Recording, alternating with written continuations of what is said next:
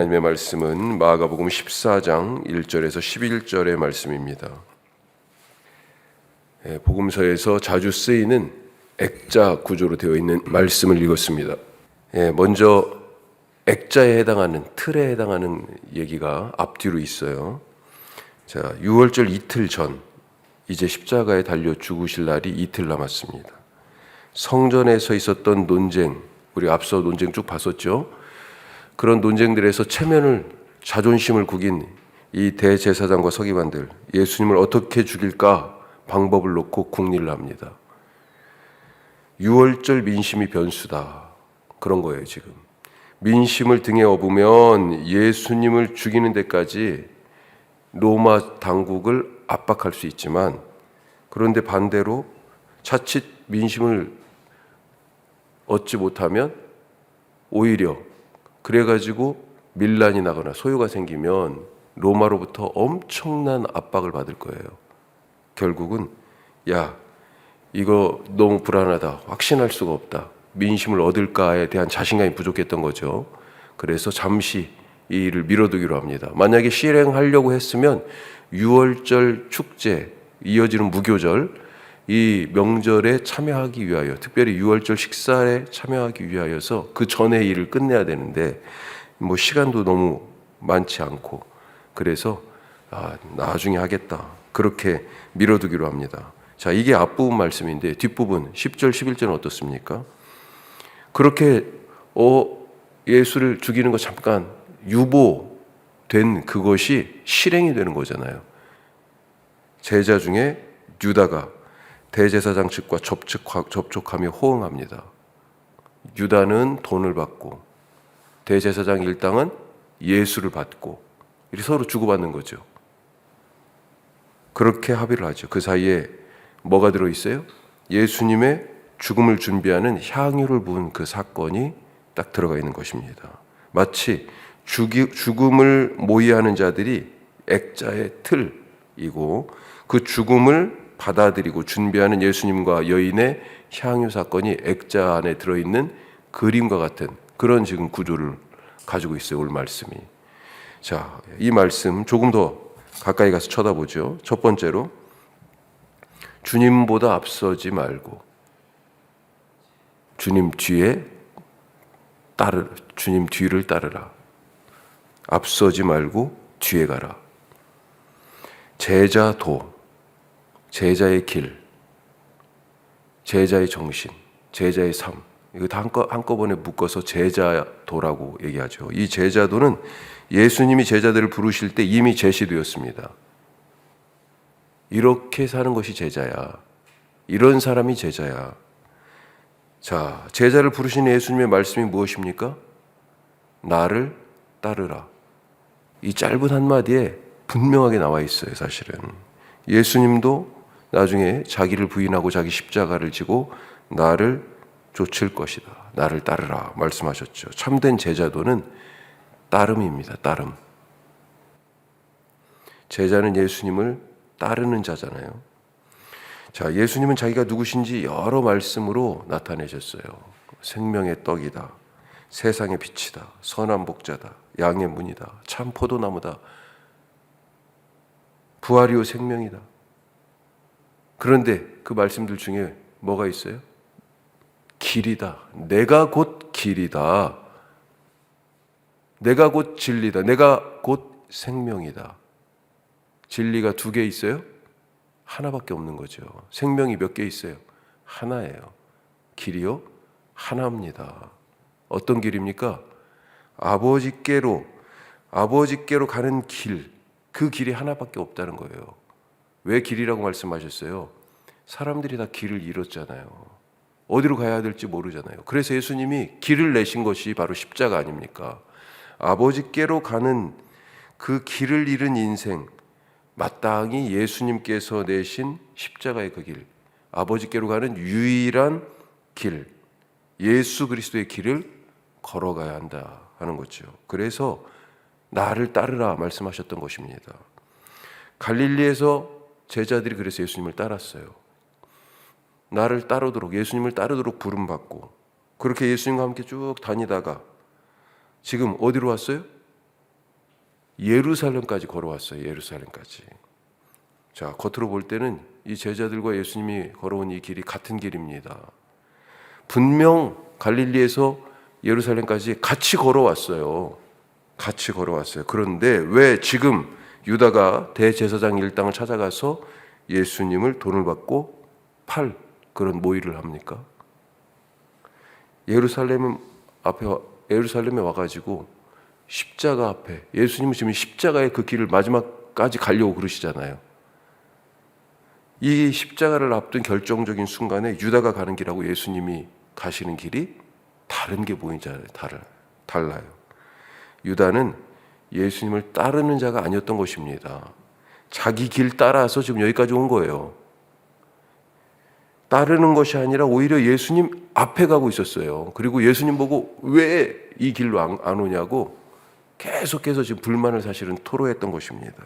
그리고 결국 예수의 길을 따르기를 거절하고 자기 길을 가고자 예수님을 팔아버렸습니다. 제자는 예수님 앞서가지 않고 예수님 뒤를 따르는 사람이다. 자, 두 번째. 그러면 누가 따르냐? 믿는 자가 따른다. 믿는 자가 따라요.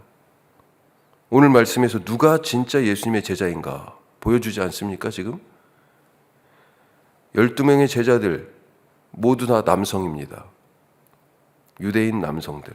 자, 그런데 오늘 말씀에 나오는 여인, 향유를 부은 이 여인, 마가는 다른 복음서에도 정황과 그 상황이 조금씩 다 다르게 그래도 이 향유 사건이 다 기록되어 있어요. 그래서 누구는 한 번이 아니고 갈릴리에서도 한 번 있었고 예루살렘에도 있었고 또 지금 여기는 베다니 시몬의 집이라고 되어 있는데 나사로의 집에서 있었던 것처럼 되어 있기도 하고 하여튼 그러니까 마리아가 부은 사건처럼 이렇게 되어 있거든요. 어떤 데는. 그런데 마가는요 이 여인의 이름을 사실은 기록하지 않아요.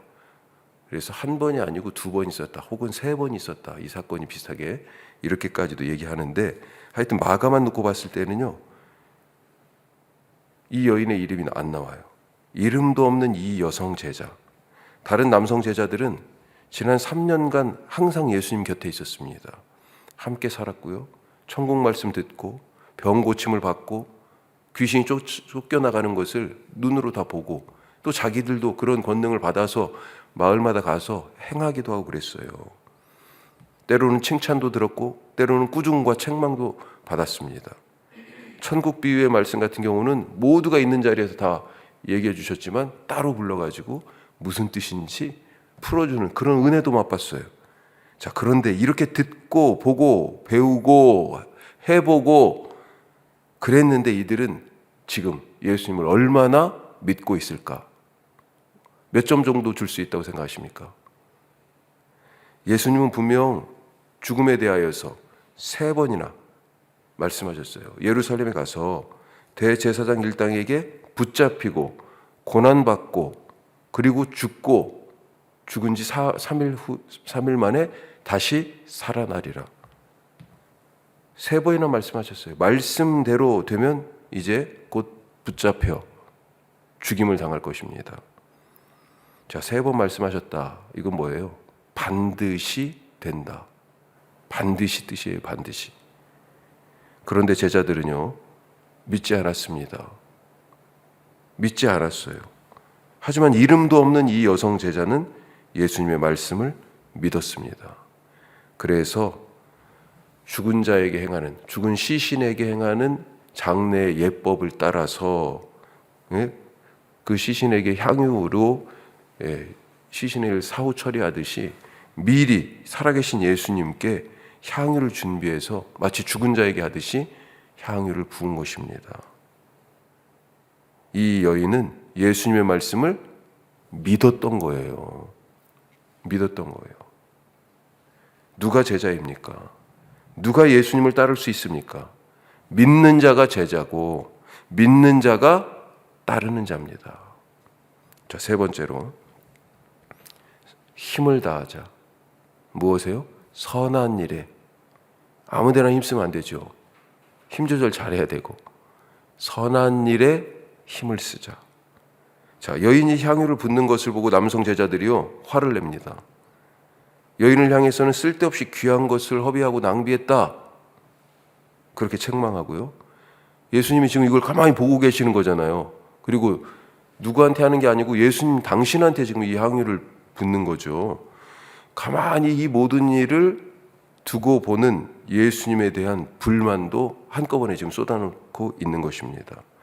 자, 왜 이렇게 화가 나 있어요? 지금 이 일에 대해서 왜 이렇게 알레르기 반응을 일으키는 거예요? 향유가 싸구려 했다면 과연 이랬을까? 제자들은 이 향유의 값어치를 알고 있습니다. 얼마예요? 300데나리온. 어느 정도의 돈일까요? 우리가 머리로는 알죠. 1데나리온은 노동자 하루의 품삯. 그러면 지금 시세로 얼마일까 이렇게 계산도 해볼 수 있는 거예요. 그런데 그때 값어치와 지금 값어치가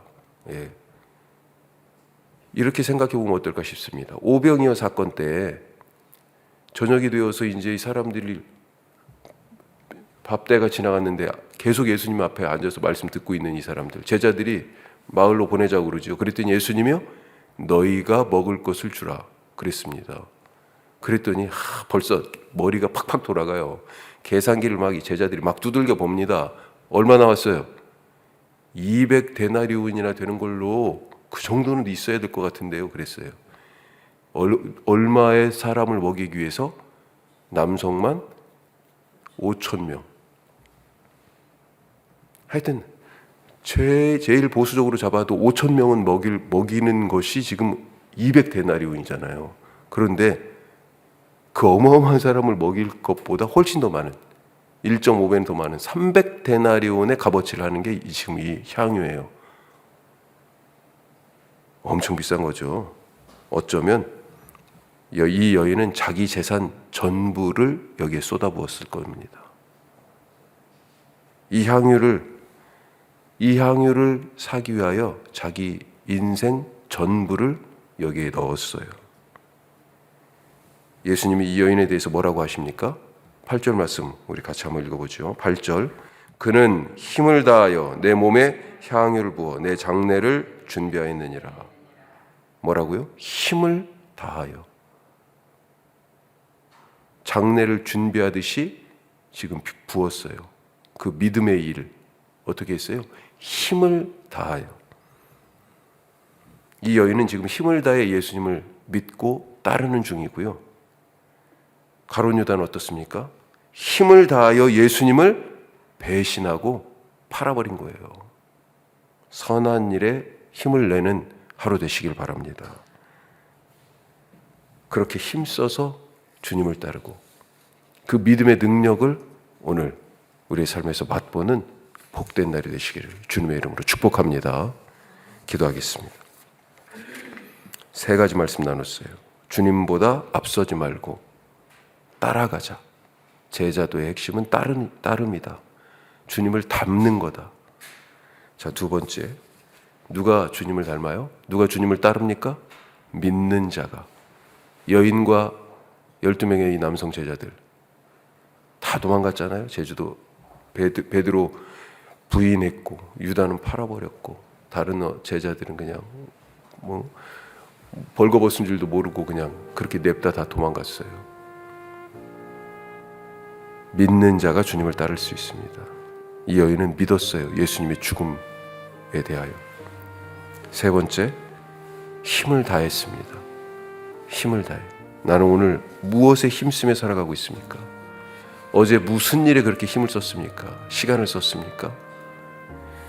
주님, 선한 일에 힘쓰게 하여 주옵소서.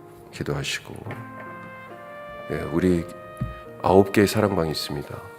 우리 사랑방들이 그 안에서 천국의 교제가 일어나게 해주시고 교회 이름처럼 서로가 함께 웃고 함께 사는, 함께하는 그런 기쁨이 넘치게 하실 뿐만 아니라 우리가 여기에서도 참 교제를 이루어나가는 것은 세상 가운데 하나님의 코이노니아, 하나님의 성령의 교제케 하심이, 교통하심이 일어나는 복음의 일 때문이죠. 세상 속에서 빛나는 교회의 삶을 우리 교회의 모든 식구들이 살게 하옵소서. 우리 다 같이 기도하겠습니다. 기도합시다.